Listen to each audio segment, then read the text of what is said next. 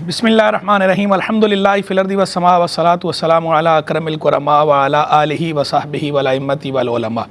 अम्मा बादु फ़अऊज़ु बिल्लाहि मिनश शैतानिर रजीम बिस्मिल्लाहिर्रहमानिर्रहीम। मुअज़्ज़ज़ नाज़रीन व सामीन, आज एक मरतबा फिर प्रोग्राम असर हाजिर और अहकाम दीन लेकर हम आपकी खिदमत में हाजिर हैं। जैसा कि आपको मालूम है कि इस प्रोग्राम में हर दफ़ा हम एक टॉपिक पे गुफ्तगू करते हैं। इस दौरान आपकी लाइव कॉल्स को भी इंटरटेन किया जाता है, आपकी क्यूरीज़ को भी एड्रेस किया जाता है, आपके लाइव कॉल्स शामिल की जाती हैं और आपके सवालात के बराह रास्त जवाबात किताब व सुन्नत की रोशनी में देने की कोशिश की जाती है। नंबर स्क्रीन पे चल रहे होते हैं और उन नंबर्स पे आप जो है वो कॉल करके अपना मसला पूछ सकते हैं। और ये प्रोग्राम जो है वो बाकायदा यूट्यूब चैनल जो ARYQ TV का है, ऑफिशियल यूट्यूब चैनल, उस पे प्ले लिस्ट बनी हुई है असर हाजिर और अहकाम दीन के नाम से।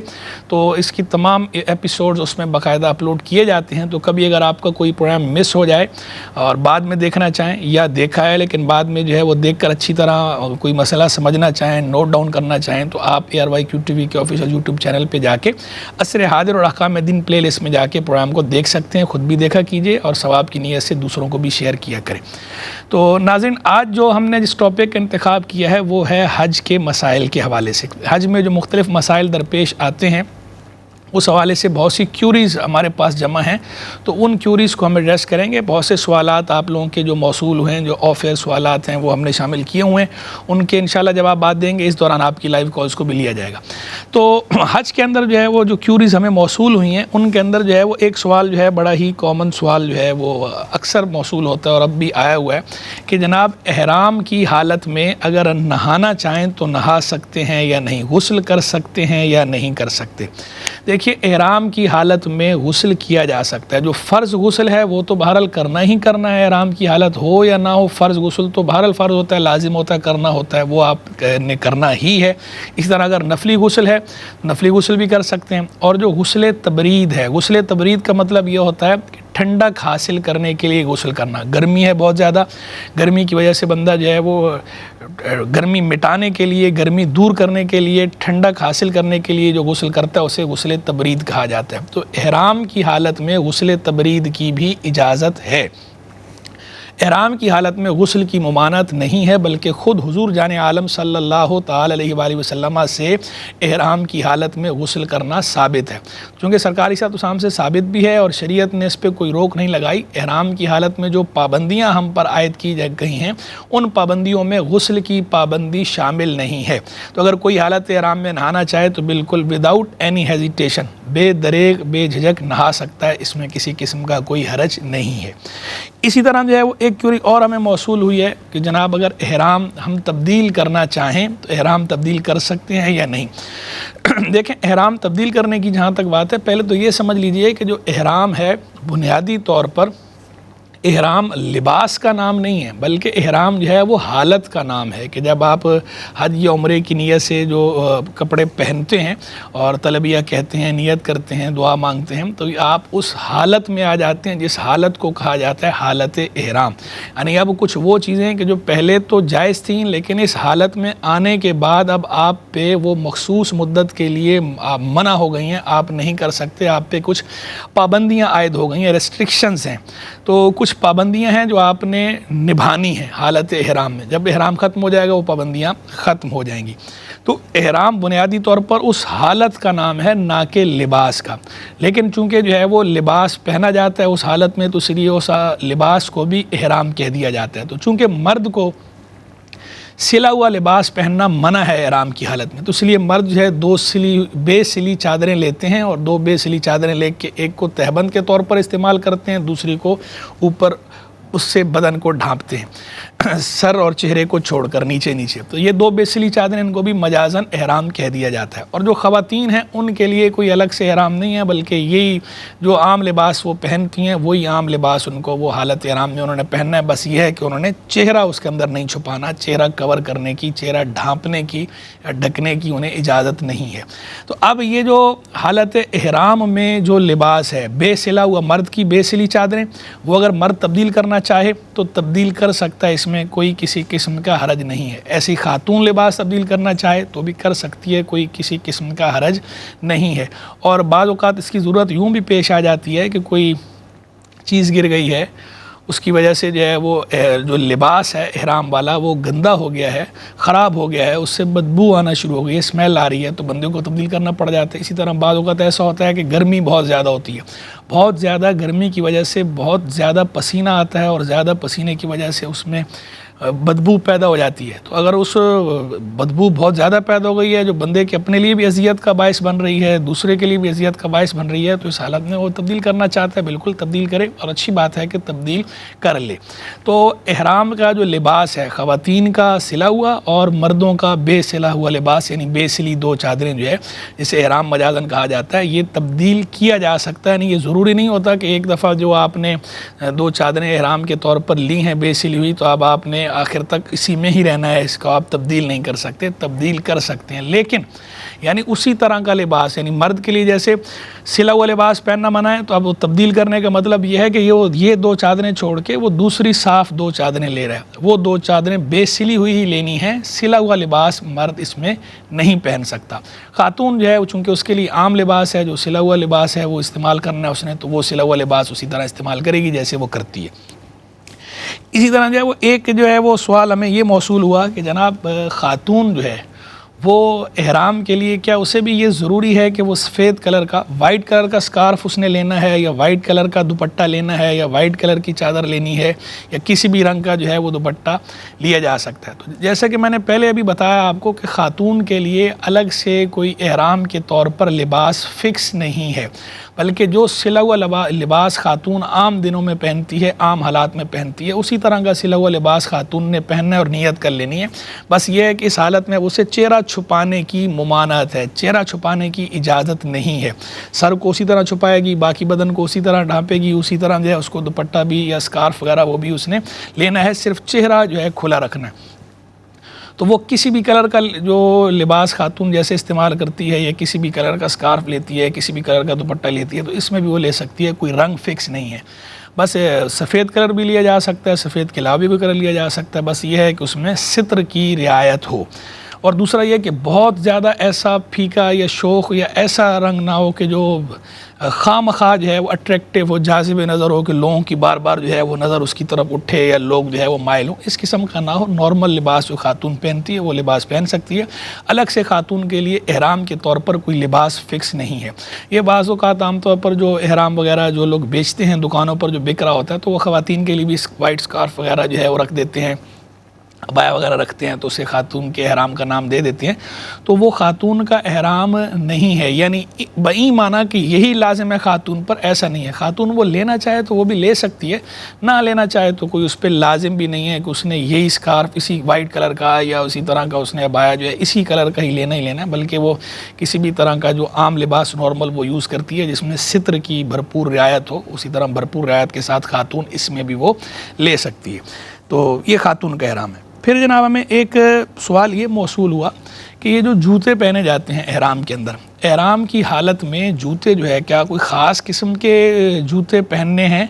یا کسی بھی طرح کا جوتا احرام کی حالت میں پہنا جا سکتا ہے؟ دیکھیں، احرام کی حالت میں جوتا جو ہے مرد کے لیے جو ہے، مرد کو ہر طرح کا جوتا پہننے کی اجازت نہیں ہے، بلکہ مرد کے لیے حکم یہ ہے کہ جو وسط قدم ہے،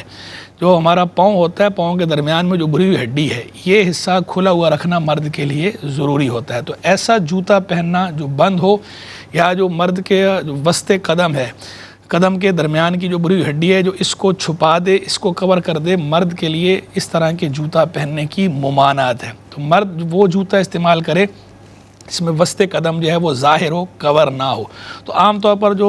چپل ملتی ہے، دو پٹی والی چپل، جسے کینچی والی چپل بھی کہتے ہیں، تو اس طرح کا جوتا جو ہے مرد استعمال کرے گا کہ جس میں اس کے وسط قدم جو ہے وہ ظاہر ہو۔ اگر دو پٹی سے ہٹ کے بھی کوئی اس طرح کے جوتے کی بناوٹ ہے کہ اس میں وسط قدم جو ہے وہ کور نہیں ہوتا، وسط قدم اور اس کے اوپر کا حصہ وہ کھلا رہتا ہے، تو مرد اس طرح کے جوتے پہن سکتا ہے۔ ایسے جوتے مرد کو پہننے کی حالت احرام میں اجازت نہیں ہے کہ جو وسط قدم کو چھپا دیں یا وسط قدم کے اوپر کے حصے کو چھپا دیں، اس کی اجازت مرد کو نہیں ہے۔ جہاں تک خاتون کی بات ہے وہ میں عرض کرتا ہوں کہ خاتون کے لیے کیا مسئلہ ہے، اس سے پہلے یہاں پر ایک کالر کو شامل کرتے ہیں۔ السلام علیکم ورحمۃ اللہ۔ جی السلام علیکم کاشف صاحب، میرا ایک دو کویسچن ہے آپ سے۔ جی فرمائیے۔ سر میرے والد صاحب کی ڈیتھ ہو گئی ہے 6 سال پہلے، ٹھیک ہے، اور ایک آبائی مکان ہے ہمارا، تو 4 بھائی اور ایک بہن ہے۔ ایک بھائی حصہ مانگ رہا ہے اور بڑے بھائی چاہ رہے ہیں کہ اس کو کمبائن رکھے. ٹھیک ہے. تو اس سے تھوڑی سی ناراضگی پیدا ہو رہی ہے فیملی میں, تو اس کے بارے میں کیا شرعی حکم ہے؟ ٹھیک ہے, عرض کرتا ہوں. اور دوسرا کوشچن یہ تھا کہ میاں بیوی کے درمیان جو اختلافات ہو جاتے ہیں, اب اس میں یہ ہے کہ وائف جو ہو وہ نمازی پرہیزی بھی ہو, لیکن بہت سارے معاملات میں وہ ہسبینڈ کو ڈینائی کر رہی ہو, تو اس بارے میں کیا حکم ہے شرعی طور پہ؟ عرض کرتا ہوں. اور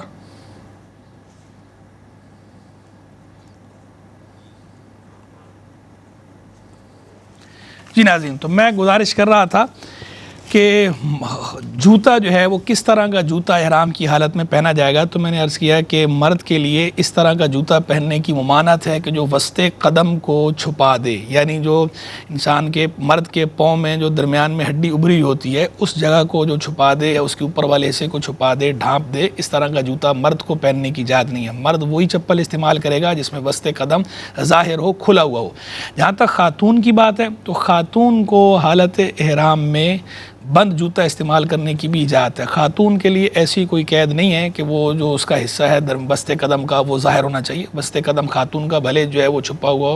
ہو, اس میں کوئی حرج نہیں ہے. تو خاتون جو ہے وہ بند جوتے بھی استعمال کر سکتی ہے حالت احرام میں, اور خاتون موزے بھی پہن سکتی ہے. مرد بند جوتے بھی استعمال نہیں کر سکتا, اور موزے پہننے کی بھی مرد کو حالت احرام میں اجازت نہیں ہے. اسی طرح جو ہے وہ ایک سوال ہم سے یہ پوچھا گیا کہ جناب یہ جو لوشن ہے, لوشن یا کریم وغیرہ,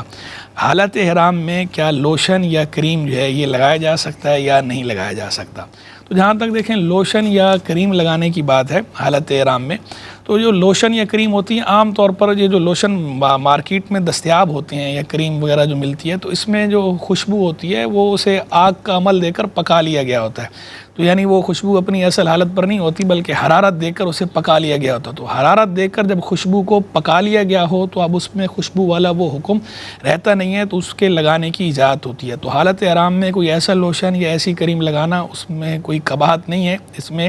آگ کا عمل کر لیا گیا ہو, یعنی خوشبو کو حرارت دے کر پکا لیا گیا ہو. ہاں, خوشبو حاصل کرنے کی نیت سے ایسا کرنا یا لگانا وہ یہ مکروہ ہے. خوشبو حاصل کرنے کی نیت سے نہیں کرنا چاہیے کہ خوشبو استعمال کرنے کی ممانعت ہے, لیکن ویسے لوشن یا کریم لگانا حالت احرام میں وہ درست ہے. یہاں پر ایک مختصر سے بریک کا وقت ہوا چاہتا ہے, امید کرتے ہیں آپ ہمارے ساتھ رہیں گے. ناظرین ویلکم بیک. بریک پر جانے سے پہلے ہم یہ بات کر رہے تھے کہ کس طرح کا جوتا پہننے کی اجازت ہے مرد کو حالت احرام میں, اور خاتون کو بھی کس طرح کا جوتا پہننے کی اجازت ہے. تو ہم نے بتایا کہ بند جوتا جو ہے وہ مرد کو پہننے کی اجازت نہیں ہے, خاتون جو ہے وہ بند جوتے استعمال کر سکتی ہے, اس میں کوئی حرج نہیں ہے. حالت احرام میں خاتون کو ایسا کوئی حکم نہیں ہے کہ اس نے جو ہے وہ اپنے وسط قدم کو اس نے ظاہر کرنا ہے. مرد کے لیے بہرحال حکم ہے کہ حالت احرام میں اس نے وسط قدم کو ظاہر کرنا ہے, تو اس لیے مرد کو اس کی اجازت نہیں ہے کہ بند جوتا استعمال کرے.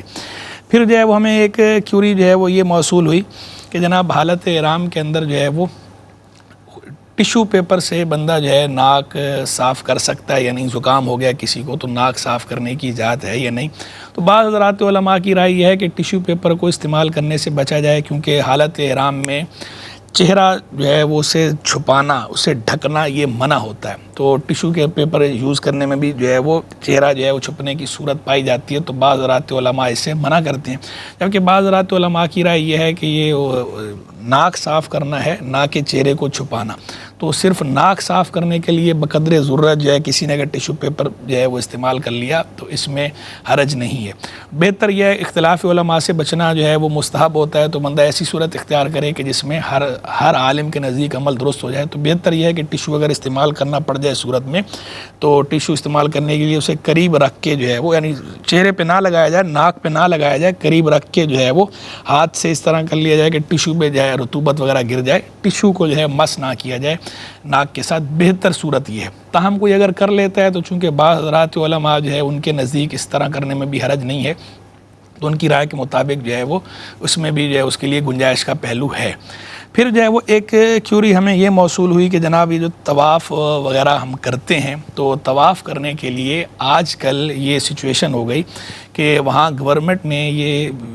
قانون پاس کر دیا ہے کہ مطاف میں وہی جائے گا، یعنی مطاف کہتے ہیں طواف کی جگہ کو، کہ جو حالت احرام میں ہوگا۔ جو نفلی طواف کرنے والے ہیں وہ مطاف میں جا کے طواف نہیں کر سکتے، بلکہ وہ اوپر کی منزل سے طواف کریں گے۔ اب اوپر کی منزل سے طواف کرنے میں ایک تو یہ پریشانی ہوتی ہے کہ بھئی وہ چکر جو ہے وہ بڑھ جاتا ہے، ٹائم بھی بڑھ جاتا ہے، محنت اور مشقت بھی بڑھ جاتی ہے، اور دوسرا یہ کہ کعبہ مشرفہ جو ہے وہ اس طرح باقاعدہ نظر نہیں آتا کہ وہ ایک تسکین حاصل کرنا چاہتا ہے نا بندہ، گیا اتنا خرچہ کر کے تو وہ چاہتا ہے کہ مجھے کعبہ مشرفہ جو ہے وہ نظر آئے، یا میں کعبہ مشرفہ کے قریب ہوں، تو ایک اس کو احساس ہوتا ہے کہ میں دور ہوں۔ تو بہت سے لوگ یہ کرتے ہیں کہ وہ مطاف کے اندر جانے کے لیے نفلی طواف انہوں نے کرنا ہے، لیکن وہ احرام باندھ لیتے ہیں، احرام باندھ کے جاتے ہیں تاکہ کوئی روکے نہیں۔ اب انہیں کوئی روکتا نہیں ہے، اب وہ پریٹینڈ یہ کرتے ہیں کہ گویا کہ ان کا یہ جو طواف ہے یہ فرض طواف ہے یا واجب طواف ہے یا یہ عمرے کا طواف ہے، حالانکہ ان کا فرض یا واجب طواف نہیں ہوتا، وہ عمرے کا طواف نہیں ہوتا، وہ ان کا نفلی طواف ہوتا ہے۔ تو اس طرح کرنا کیسا ہے، اس کی اجازت ہے یا نہیں؟ دیکھیں، پہلے تو ایک بات یہ سمجھیں کہ یہ جو قانون ہوتا ہے نا، اس طرح کے جو قانون بنائے جاتے ہیں وہ بلا وجہ نہیں بنائے جاتے، ان قوانین کے پیچھے کوئی لاجک ہوتی ہے، کوئی اس کی وجہ ہوتی ہے، اس کی سالڈ ریزن ہوتی ہے۔ جب دیکھیں رش اتنا زیادہ ہے تو اس وجہ سے قانون پاس کیا گیا تاکہ لوگوں کو آسانی ہو، زیادہ سے زیادہ لوگ مستفیض ہو سکیں، ورنہ جو ہے وہ بار بار لوگ ایسے ہی جاتے رہیں گے تو جو باقاعدہ عمرے کا اصل طواف کرنے والے ہیں، جو اصل واجب طواف کرنے والے ہیں یا فرض طواف کرنے والے ہیں، ان کے لیے دشواری ہوگی۔ تو اس لیے انہوں نے قانون بنا دیا کہ بھئی رش زیادہ ہے تو یہ رش جو ہے یہ ڈائیورٹ ہو جائے، یہ کنورٹ ہو جائے، ڈیوائیڈ ہو جائے، تقسیم ہو جائے، کہ نفلی طواف کرنے والے الگ ہو جائیں اور فرض یا واجب طواف کرنے والے الگ ہو جائیں۔ اور چونکہ جو فرض یا واجب طواف کر رہے ہیں تو وہ فرض یا واجب طواف ہے، تو ان کا حق زیادہ بنتا ہے کہ وہ کعبہ مشرفہ کے قریب سے طواف کریں۔ جو نفلی طواف کر رہے ہیں ان کا نفلی طواف ہے، وہ اوپر سے کر لیں یا دور سے کر لیں تو بھی کوئی بات نہیں، کوئی ایشو نہیں۔ تو قانون بیسیکلی تو بنایا اس لیے گیا ہے۔ تو اب اگر قانون کو فالو نہیں کیا جائے گا تو جو اس قانون کو نافذ کرنے کی جو حکمت ہے، جو اس کی وجہ ہے، وہ حکمت حاصل نہیں ہونی، جو مقصود ہے وہ فوت ہو جانا ہے۔ تو یہ اچھی بات نہیں ہے کہ بندہ وہاں جا کر اپنی کیفیت کے لیے یا خاص اپنے ذوق کے لیے اپنے دوسرے مسلمان بھائیوں کی تکلیف کا باعث بنے یا کسی کی حق تلفی کا باعث بنے۔ تو اس لیے جو ہے وہ ایسا نہیں کرنا چاہیے کہ آپ نفلی طواف کے لیے بھی احرام باندھ کر جا رہے ہیں۔ آپ نفلی طواف کر رہے ہیں تو نارمل نفلی طواف جیسے کیا جاتا ہے آپ اس طرح کریں اور اوپر سے کر لیں، قانون کو فالو کریں۔ ایک پہلو تو یہ ہو گیا جو میں نے عرض کر دیا۔ اب دوسرا پہلو اس کا یہ ہے کہ دیکھیں، ایسا قانون بندہ کسی بھی ملک میں رہ رہا ہو، اس ملک کا ایسا قانون جو خلاف شرع نہ ہو، تو جو خلاف شرع قانون نہ ہو اس قانون کو فالو کرنا یہ شرعاً بھی ضروری ہوتا ہے۔ اس کی وجہ یہ ہوتی ہے کہ اگر بندہ قانون کو فالو نہ کرے، قانون شکنی کی صورت میں پکڑے جانے کا اندیشہ ہوتا ہے۔ پکڑا جائے گا تو کیا کرے گا؟ اپنے آپ کو ذلت پہ پیش کرے گا، یا جھوٹ بولے گا، یا رشوت دے گا، یا جرمانہ ہوگا، مالی جرمانہ دینا پڑ جائے گا، یا سزا بھگتنی پڑ جائے گی۔ تو اپنے آپ کو ذلت پہ پیش کرنا جان بوجھ کر بے عذر شرعی یہ بھی جائز نہیں ہے، یہ بھی درست نہیں ہے۔ جھوٹ بولنا یہ بھی درست نہیں ہے، جائز نہیں ہے۔ دھوکہ دینا یہ بھی درست نہیں ہے، رشوت دینا یہ بھی درست نہیں ہے، اور بلا وجہ اپنا نقصان کروانا کہ ایسی حرکت کرنا جس کی وجہ سے جرمانہ ہو جائے اور پینلٹی ہے اور وہ دینی پڑ جائے مالی جرمانہ، یہ بھی درست نہیں ہے۔ تو یہ ساری خرابیاں کس سے لازم آ رہی ہیں؟ قانون شکنی کی وجہ سے، قانون فالو نہ کرنے کی وجہ سے۔ تو ان ساری باتوں سے چونکہ شریعت منع کرتی ہے تو ان باتوں کا سبب کیا بن رہا ہے؟ قانون شکنی۔ تو قانون شکنی کی بھی شریعت اجازت نہیں دیتی۔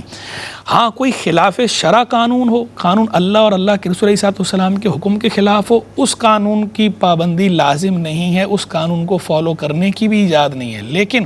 جو قانون خلاف شرع نہیں ہے، جائز قانون ہے، وہ کسی بھی ملک کے اندر ہو، اس ملک میں جو بندہ رہنے والا ہے یا اس ملک میں گیا ہے، اسے وہاں اس ملک کے اس جائز قانون کی پابندی کرنا شرعاً ضروری ہے، شرعاً بھی لازم ہے۔ اگر قانون شکنی کرے گا تو گناہ گار ہوگا، گناہ بھی ملے گا۔ یعنی ایسا نہیں ہے کہ بندہ کہے کہ میں نے یہ قانون توڑا ہے تو اس قانون توڑنے سے صرف مجھے یہ ان لوگوں کی نظر میں برا بنوں گا جو قانون توڑتا ہے بے اذن شرعی قانون توڑے گا، جائز قانون، تو وہ شرعاً بھی قابل گرفت ہوتا ہے، شرعاً بھی قابل مواخذہ ہے، شرعاً بھی گناہ گار ہوتا ہے۔ تو اس پہلو کو بھی دیکھا جائے قانون کے تو بھی، چونکہ اب اگر یہ وہاں ان کا قانون ہے تو اس قانون کو فالو کرنا چاہیے، قانون شکنی نہیں کرنی چاہیے۔ باقی یہ الگ بات ہے کہ بعض قوانین کے نفاذ میں سختی کی جاتی ہے، بعض قوانین کے نفاذ میں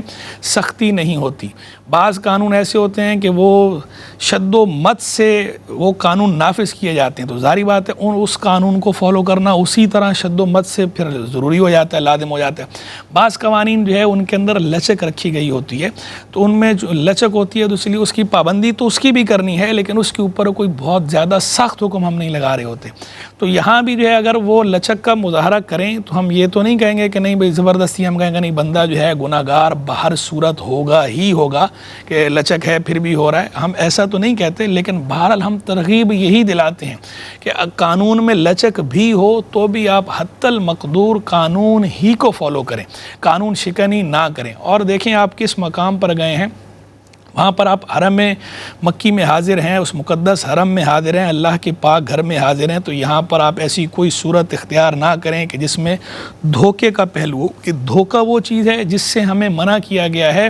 دھوکہ کافر کو دینے کی بھی اجازت نہیں ہے سوا حالت جنگ کے۔ ایک حالت جنگ کا استثناء ہے کہ الحرب خدا، وہ خود حدیث کے اندر آیا کہ جنگ چال بازی کا نام ہے، اس میں وار اسٹریٹجی ترتیب دی جاتی ہے، تو جنگ کے اندر تو اجازت ہے دھوکہ دینے کی،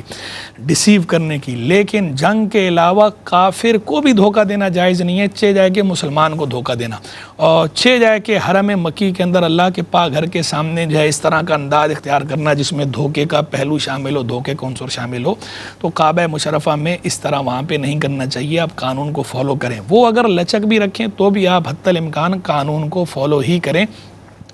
اور دوسروں کے لیے بھی آپ فائدے کا باعث بنیں۔ اور رہ گئی بات جو ہے وہ کیفیت اور ذوق کی، بات کہتے ہیں کہ جناب ہماری جو ہے وہ کیفیت ذوق، تو دیکھیں کیفیت یا ذوق جو ہے وہ کیفیت یا ذوق ہے۔ کیا یہ ذوق آپ کو نہیں ملتا کہ آپ کی وجہ سے جو دوسرے مسلمان ہیں، اللہ کے بندے ہیں، ان کا بھی فائدہ ہو جائے؟ یہ خود ایک باذوق عمل ہے، یہ خود ایک ذوق والی بات ہے کہ بندہ جو ہے اللہ تبارک و تعالیٰ کے بندوں کے لیے آسانی کا باعث بن رہا ہو، نہ کہ تکلیف کا۔ تو کسی کی تکلیف کا باعث نہ بنے، عبادت ضرور کریں لیکن دوسروں کے لیے اذیت یا تکلیف کا باعث نہ بنے۔ کالر شامل کرتے ہیں۔ السلام علیکم۔ وعلیکم السلام جی مفتی صاحب، میں محبوب اللہ جموں بات کر رہا ہوں جی فرمائیں۔ جی میرا سوال ہے، قرآن پاک میں 7 آسمانوں اور 7 زمینوں کا نام آیا، اس سے مراد کیا ہے؟ ٹھیک ہے، اور جی اب آپ شامل رہیے، انشاءاللہ آخر میں آپ کے جوابات جو ہے وہ دیے جائیں گے، آپ کے سوال کو بھی شامل کریں گے آخر میں۔ جی ناظرین، تو میں گزارش کر رہا تھا کہ عبادت ضرور کریں لیکن اس عبادت میں کسی کے لیے تکلیف کا یا اذیت کا باعث نہ بنے۔ آپ دیکھیں اسلام ہمارا کیسا جو ہے وہ دین رحمت ہے، رحمت والا دین ہے، شفقت والا دین ہے،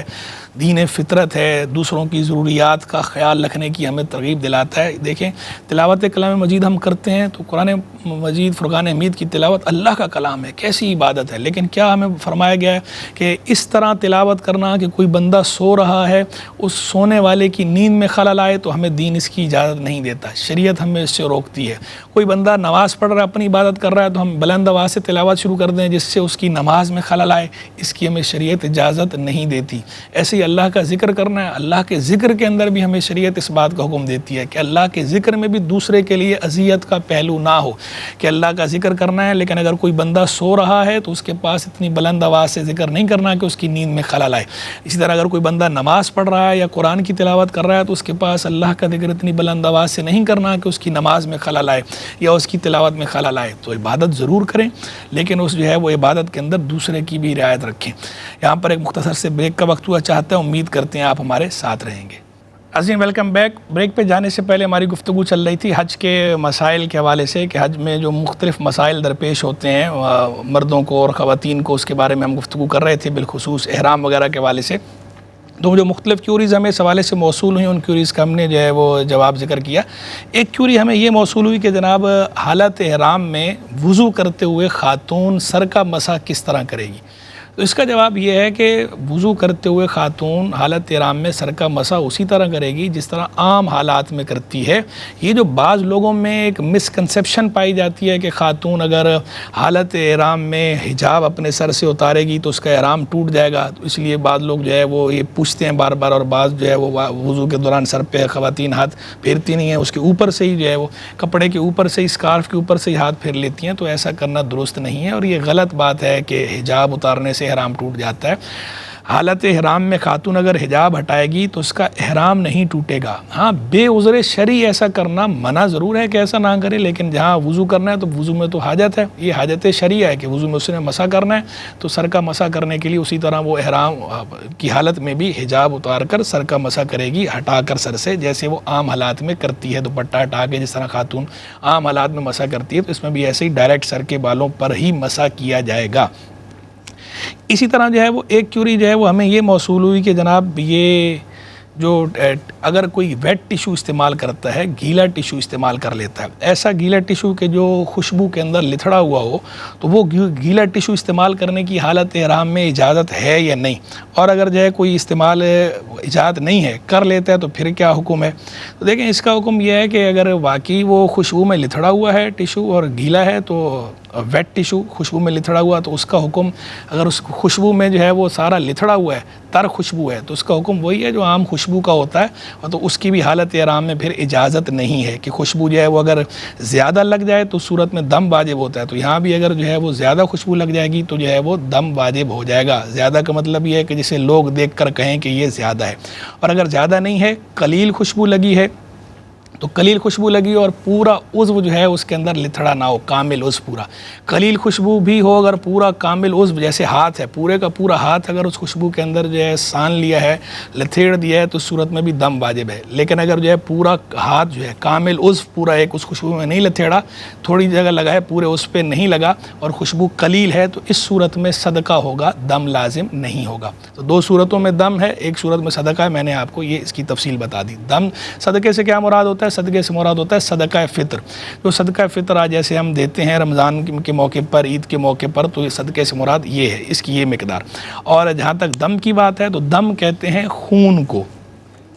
ویسے دم کو لغوی معنی خون ہے، اور جب یہ حج عمرے وغیرہ پر دم کی اصطلاح استعمال ہوتی ہے تو اس سے مراد ہوتا ہے ایک چھوٹا جانور، قربانی کی شروط کے مطابق ایک چھوٹا جانور یا بڑے جانور کے اندر کم از کم ایک حصہ، یہ حدود حرم میں ذبح کرنا، اللہ کی راہ میں دینا، یہ دم کہلاتا ہے۔ چھوٹے جانور سے مراد جیسے بکری، بکرا، دمبا، بھیڑ، نر ہو یا مادہ، بھینس، یعنی وہ جو قربانی میں جو جانور ہم قربان کرتے ہیں چھوٹے جانور، وہی شروط ہونی چاہیے، ان شروط کے مطابق جو ہے جانور قربان کرنا، پورا جانور، چھوٹا جانور ہے تو پورا، اور اگر بڑا جانور ہے یعنی گائے یا اونٹ ہے تو اس کا کم از کم ایک حصہ، یہ کرنا، یہ آپ حدود حرم میں کریں گے، یہ دم کہلاتا ہے، اور یہ حدود حرم میں ہی کرنا ضروری ہے۔ ہاں اسی وقت کرنا ضروری نہیں ہے، اگر آپ سے جرم ہو گیا ہے، کفارہ آپ پر لازم ہو گیا ہے تو فوراً ادا کر دیں تو بہت اچھی بات ہے کہ زندگی موت کا کوئی بھروسہ نہیں، لیکن اگر آپ نے فوراً ادا نہیں کیا تو زندگی میں جب چاہیں ادا کر سکتے ہیں، لیکن جب بھی کریں گے حدود حرم میں ہی کریں گے۔ تو کوئی اگر اپنے ملک واپس آ گیا اور یہاں اب دم ادا کرنا چاہتا ہے تو وہاں حدود حرم میں کسی کو وکیل بنانا ضروری ہے، وہ وکیل حدود حرم میں اس بندے کی طرف سے وہ ذبح کرے جانور، تو ہی جو ہے وہ اس کی طرف سے دم ادا ہوگا۔ اپنے ملک میں نہیں کر سکتے، کروانا وہیں حدود حرم کے اندر ہی ہے، لیکن جب چاہیں کروا سکتے ہیں۔ دوسرا، جب ذبح کریں گے تو قربانی میں اور اس میں یہ فرق ہوتا ہے کہ قربانی کا جو جانور کا گوشت ہوتا ہے وہ بندہ وہ خود بھی کھا سکتا ہے، لیکن یہ سارے کا سارا تصدق کرنا ضروری ہوتا ہے، صدقہ کرنا ضروری ہوتا ہے۔ یہ جو دم ہوتا ہے یہ بندہ اس کا جو گوشت ہے یہ خود استعمال نہیں کر سکتا، خود نہیں کھا سکتا، یہ سارے کا سارا رائے خدا میں صدقہ کرنا ضروری ہوتا ہے۔ اب ہم جو ہے وہ کالرز کے جوابات کی طرف آتے ہیں، جو ہمیں آج جو ہے وہ کالز موصول ہوئی ہیں اس طرف چلتے ہیں۔ تو آج جو ہے وہ ایک بھائی نے سوال پوچھا کہ جناب والد کی ڈیتھ ہو گئی 6 سال پہلے اور مکان ہے، ایک بھائی جو ہے وہ کہہ رہا ہے کہ وراثت تقسیم کی جائے، اپنا حصہ مانگ رہا ہے، جبکہ بڑا بھائی چاہتا ہے کہ کمبائن رہیں۔ اب اس کی وجہ سے تھوڑی تلخی پیدا ہو رہی ہے، تو اس صورت میں کیا کیا جائے؟ دیکھیں اس کا جواب یہ ہے کہ جب انتقال ہو جائے کسی کا تو انتقال کے بعد اس کا ترکہ تقسیم کرنا ضروری ہوتا ہے۔ ہمارے ہاں یہ جو بعض اوقات بدمزگی ہوتی ہے اس کی وجہ یہ ہوتی ہے کہ ہم شرعی تقاضے پورے نہیں کرتے۔ محبت اپنی جگہ پر، آپ کا پیار اپنی جگہ پر، تعلق اپنی جگہ پر، اور حکم شرعی اپنی جگہ پر۔ شریعت کا حکم یہ ہے کہ جب انتقال کسی کا ہونا ہے تو اس کا ترکہ، مرحوم کا ترکہ تقسیم کرنا ضروری ہے، اور یہ جو وراثت ہے یہ شریعت کی طرف سے حق کے ارث یہ جبری ہے، یعنی یہ کمپلسری ہے، یہ آپشنل نہیں ہے۔ آپ کو شریعت نے آپشن نہیں دیا کہ اگر آپ چاہیں تو تقسیم کریں اور چاہیں تو تقسیم نہ کریں، یا جو وارث ہے کوئی وارث یہ کہہ دے کہ میں اپنا حصہ نہیں لیتا، خیر ہے تقسیم نہ کریں، نہیں، وہ یہ نہیں کر سکتا کہ خیر ہے۔ خیر کہنے کی ایجاد نہیں ہے، یہ بہرحال تقسیم کرنا ضروری ہوتا ہے، تقسیم کریں۔ کوئی نہیں لینا چاہتا وہ اپنا حصہ لینے کے بعد پھر دستبردار ہو جائے الگ بات ہے، پہلے سے دستبردار نہیں ہو سکتا، اپنا حصہ لے کر اس کے بعد واپس کر دے، یہ الگ بات ہے، لیکن بہرحال جو ہے وہ یہ تقسیم کرنا ہوتا ہے۔ اور اگر کوئی اپنا حق مانگ رہا ہے تو وہ اپنا جائز حق مانگ رہا ہے، اس کے ساتھ جو ہے وہ تلخی کرنا، بدمزگی کرنا کہ نہیں نہیں یہ کیوں مانگ رہا ہے، یہ تو جو ہے وہ لالچی ہے، تو یہ اس طرح کی باتیں کرنا ٹھیک نہیں ہوتا، شریعت ہمیں اس کی اجازت نہیں دیتی۔ تو بھلے آپ کمبائن رہنا چاہتے ہیں، لیکن کمبائن رہنے کا مطلب یہ نہیں ہے کہ آپ شریعت کے جو اصول ہیں اس کی آپ دھجیاں اڑا دیں۔ تو جو شریعت کے اصول ہیں، آپ حدود و قیود ہیں وہ اس کو آپ نے بہرحال فالو کرنا ہے، تو یا تو آپ یہ اسے تقسیم کریں کمبائن۔ اگر آپ نے رہنا چاہتے ہیں کہ نہیں ہم گھر تقسیم نہیں کرتے تو ٹھیک ہے، جو اماؤنٹ بنتی ہے، جس کا جو حصہ بنتا ہے وہ اماؤنٹ آپ اس کو دے دیں، بھلے پھر جو ہے وہ گھر جو ہے وہ آپ نہ بیچیں، لیکن تقسیم کرنا ضروری ہے۔ یا تو گھر تقسیم کریں یا پھر جو ہے اس کی جو اماؤنٹ بنتی ہے وہ آپ اگلوں کو تقسیم کریں، اور شریعت کے معاملات کو شریعت کا معاملہ سمجھا کریں۔ اللہ اور اللہ کے رسول اسلام کے حکم کی بالادستی ہے، ہم مسلمان ہیں، اس بالادستی کو ہمیں شعوری طور پہ تسلیم کرنا چاہیے، اور اس پہ اگر کوئی جائز بات کرتا ہے تو اس پہ ہمیں جو ہے وہ چیں بجبی نہیں ہونا چاہیے، ناراض بھی نہیں ہونا چاہیے۔ تو یہ آپ سن لیں یا یہ انہیں سنا دیں ان کو، یا اور جو ہے کسی اچھے عالم سے ان کی ملاقات کروا دیں، وہ ان کو سمجھائیں گے تو امید ہے کہ بات سمجھ میں آ جائے گی، تو اس طرح انشاءاللہ تقسیم کی طرف آئیں گے ترکے کی۔ پھر جو ہے وہ ایک بھائی نے سوال پوچھا کہ جناب میاں بیوی کے معاملات میں یہ ہو رہا ہے کہ ایک خاتون ہے، وہ ویسے تو نماز کی پابند ہیں، روزے کی پابند ہیں، بظاہر نیک ہیں، لیکن جب شوہر کی بات ہوتی ہے تو اپنے شوہر کی بات میں، شوہر کے معاملات میں اکثر شوہر کی بات کو ڈینائی کرتی ہیں، تو کیا حکم ہے؟ لیکن اس کا جواب یہ ہے کہ خاتون، شادی شدہ جو خاتون ہے اس پہ شوہر کا بہت زیادہ حق ہے،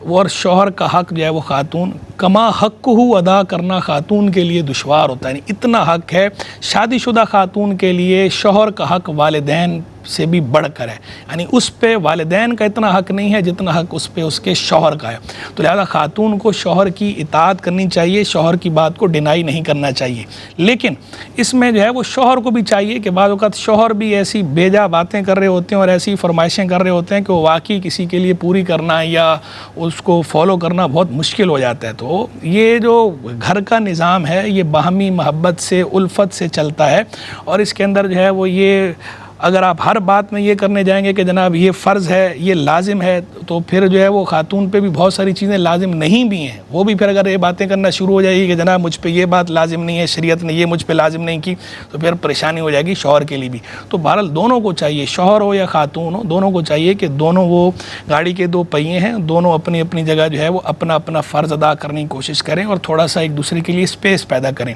جب دو مختلف فرد اکٹھے ہوتے ہیں، جب یہ رشتہ بنتا ہے تو ظاہری بات ہے مرد الگ ہے، خاتون الگ ہے، مرد کے الگ انداز ہیں، خاتون کے الگ انداز ہیں، رویوں کا فرق ہوتا ہے، بعض اوقات عادات کا فرق ہوتا ہے، بعض اوقات مائنڈ سیٹ الگ الگ ہوتا ہے، تو تھوڑا سا ایک دوسرے کے لیے اسپیس پیدا کرنا ہوتا ہے۔ ایک دوسرے کے لیے اسپیس پیدا کریں گے، کمپرومائز کریں گے تو زندگی اچھی گزرے گی۔ اور اگر ہر بات کے اندر جو ہے وہ مین میخ نکالیں گے، چاہے شوہر ہو یا خاتون ہو، بیوی ہو، ہر بات میں مین میخ نکالنے کی جو عادت ہوتی ہے یہ جو ہے وہ اکثر گھر برباد کر دیتی ہے۔ تو اس طرح کی عادتیں نہیں اختیار کرنی چاہیے، اور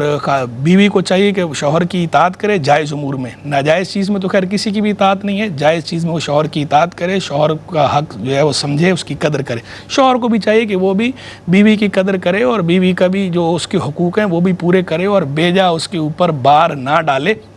اور اپنے پیش نظر سرکاری صلی اللہ علیہ وسلم کا فرمان بھی رکھے کہ اللہ کے محبوب نے فرمایا تم میں سب سے عمدہ وہ ہے خیرکم خیرکم لی اہلی، سب سے عمدہ تم میں وہ ہے جو اپنے گھر والوں کے حق میں سب سے اچھا ہے، وانا خیرکم لی اہلی، اور میں تم سب سے بڑھ کر اپنے گھر والوں کے حق میں اچھا ہوں۔ تو پیار محبت سے، بامی الفت سے اور حسن سلوک سے پیش آئیں ایک دوسرے کے ساتھ، یہ جو رشتہ ہے ایسا ہے، اس طرح ہی گھر چلتے ہیں، تو اس طرح چلائیں۔ پھر جو ہے وہ ایک بھائی نے سوال پوچھا کہ جناب قرآن مجید فرقان حمید میں 7 آسمانوں اور 7 زمینوں کا ذکر ہے، اس سے کیا مراد ہے؟ دیکھیں بھائی، قرآن میں 7 آسمانوں کا ذکر بھی ہے، 7 زمینوں کا ذکر بھی ہے، اس پر ہمارا ایمان ہے۔ اب جو اس کی حقیقت ہے، اس کی مکمل تفصیلات وہ قرآن مجید فرقان حمید نے بیان نہیں فرمائیں۔ تو جس چیز کی کتاب و سنت میں مکمل تفصیلات بیان نہ ہوئی ہوں یا اس کی حقیقت بیان نہ ہوئی ہو تو اس کی کھود کرید میں ہمیں پڑھنے کی ضرورت نہیں ہے۔ جتنی بات قرآن نے بتائی، جتنی بات اللہ کے رسول نے بتائی، اتنی بات پر ہمارا ایمان ہے۔ قرآن نے کہا 7 آسمان ہیں تو 7 آسمان ہیں، قرآن نے کہا 7 زمینیں ہیں تو 7 زمینیں ہیں۔ اب کیسے ہیں، کس طرح ہیں، اس کا بیان چونکہ صراحتاً تمام تفصیلات کے ساتھ کتاب و سنت میں نہیں ہے، تو اور ہمیں جاننے کی ضرورت بھی نہیں ہے، نہ کھود کرید کی ضرورت ہے۔ کوئی تسلیم کرے یا نہ کرے، سائنس مانے یا نہ مانے، کتاب و سنت میں آ گیا، اللہ نے فرما دیا، اللہ کے رسول نے فرما دیا، ہمارا کام ہے سرنڈر کرنا، اللہ کی بات کو ماننا، اللہ کے رسول کی بات کو ماننا۔ اور سائنس ارتقائی علم ہے، اس کے اندر ارتقاء ہے، ایوولوشن ہوتی رہتی ہے۔ آج سائنس نہیں مان رہی، ہو سکتا ہے آگے چل کے مان لے، تو سائنس مانے یا نہ مانے، ہم بہرحال مانتے ہیں۔ قرآن نے کہا ہے 7 آسمان ہیں، بالکل ہیں، 7 زمینیں ہیں، 7 زمینیں ہیں۔ یہاں پر پروگرام کا وقت ختم ہو چاہتا ہے۔ اللہ تبارک و تعالی آپ کا، ہمارا سب کا حامی و ناصر ہو۔ وآخر دعوانا ان الحمد للہ رب العالمین۔